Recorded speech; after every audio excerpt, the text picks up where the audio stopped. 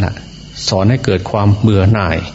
ให้เห็นตามความเป็นจริงและเกิดความเบื่อหน่ายคลายหลุดพ้นเป็นอริยบุคคล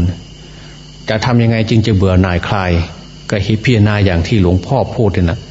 พิจารณาร่างกายของเราพิจารณาร่างกายของคนอื่นเปรียบเทียบคนอื่นอย่างที่พวกเราเห็น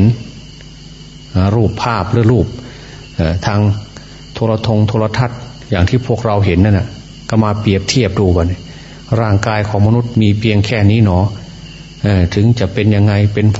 รั่งเป็นเป็นไทยเป็นดาราเป็นคนรูปร่างขี้เหร่ขี้ร้ายขนาดไหนผลที่สุดก็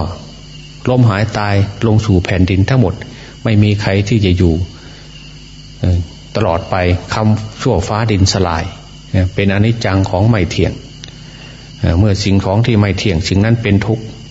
สิ่งไหนที่เป็นทุกข์สิ่งนั้นไม่ใช่ตัวตนของเรานะนี่แหละการให้พิจารณาธรรมนะคิดทบทวนอยู่อย่างนั้นอยู่เสมอในจิตในใจถ้าคนผู้ใดคิดอยู่อย่างนี้ทบทวนอยู่อย่างนี้โดยสม่ำเสมอแล้วนั่นจิตใจของคนนั้นจะไม่หลงโลกหลงทางไม่หลงวัฏสงสารสิ่งไหนควรทำอย่างไรควรจะทำอย่างนั้นควรคิดอย่างนั้นควรทำอย่างนั้นควรพูดอย่างนั้นจะเป็นคนไม่ฟุ้งเฟ้อฟุ่มเฟือยลุ่มหลงในวัฏสงสารไม่ลืมเนื้อลืมตัวว่างั้นถ้าคนมีธรรมในจิตในใจแล้วเพราะนั้นพระพุทธเจ้าครูบาอาจารย์จึงสอนให้พวกเราท่านทั้งหลายอย่าลืมตัวให้ประพฤติปฏิบัตินะและที่มาพูดถึงเกี่ยวกับการล้มการตายทำไมจึงมีการตายถึงขนาดนั้น อย่างที่ภูเก็ตหลวงพ่อก็นำมาคิดนำมาพิจารณาดูเหมือนกันนะ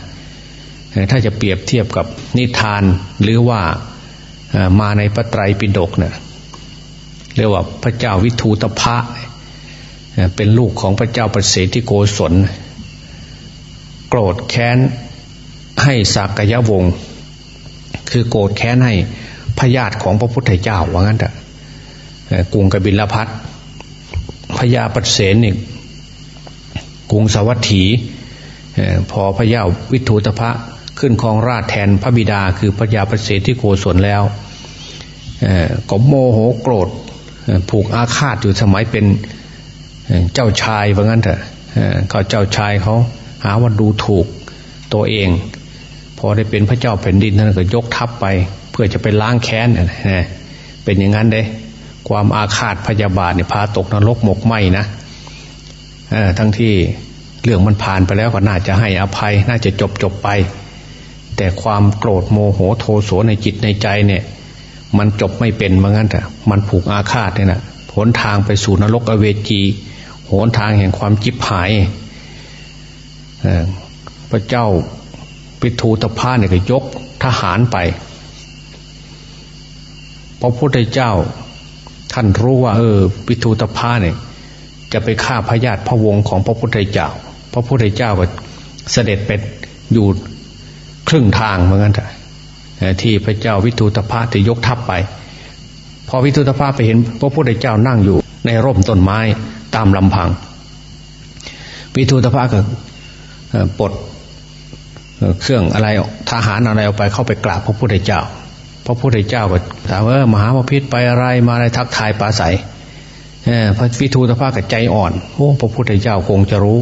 ว่าเราจะมาฆ่าพวกสักยะเหมือนกันกลับกรุงสาวัตถีพอคิดขึ้นมาอีกโมโหขึ้นมาอีกเจ็บแค้นใจขึ้นมาอีกไปฆ่าให้ได้หรอยกทัพไปอีกพอไปเห็นพระพุทธเจ้าก็รู้อีกไปนั่งอีก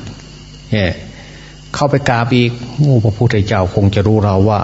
เราจะไปทำกรรมชั่วจะไปฆ่าสากยะพระพุทธองค์ท่านคงมาช่วยพญาติของท่านกราบอีกครั้งที่สองพอครั้งที่สามเนี่ยพระพุทธเจ้ารู้สากยะเขาได้ทำกรรมไว้ในอดีตถึงเราจะห้ามไว้ก็คงจะไม่ไหวแล้วพระพุทธองค์ก็เลยอุ